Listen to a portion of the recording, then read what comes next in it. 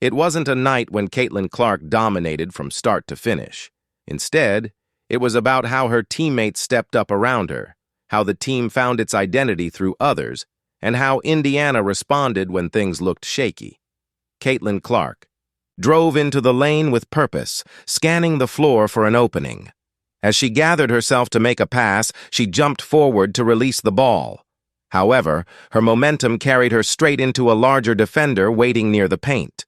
Boston immediately recognized the mismatch sealed off the smaller defender on the block, and Clark delivered a pinpoint pass that set her up for the easy bucket Seattle answered quickly.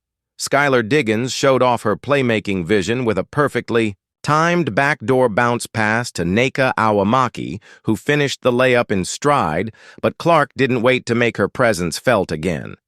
Moments later, she poked the ball loose from Seattle's big, and as Boston scooped up the loose ball, she pushed it. Ahead to Clark, who sprinted down court and finished the transition layup, Diggins responded right away with another strong offensive sequence. She drove into the paint, forcing the defense to collapse, and kicked it back out to Awamiki, who stepped into a clean look from beyond the arc and buried the triple.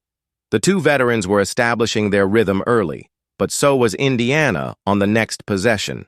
Clark spotted Boston, running the floor hard in transition. Boston gathered, spun past her. Defender and powered the ball in at the rim. It was the kind of inside-out chemistry the Fever had been trying to build all season, and it was paying off early. Diggins continued to push pace for Seattle, slicing through the defense in transition. And Euro stepping into the lane for her first points of the game, Indiana kept feeding Boston in the half-court. This time, the Fever ran her through a double-staggered screen, and Clark found her again with a slick bounce pass through traffic Boston.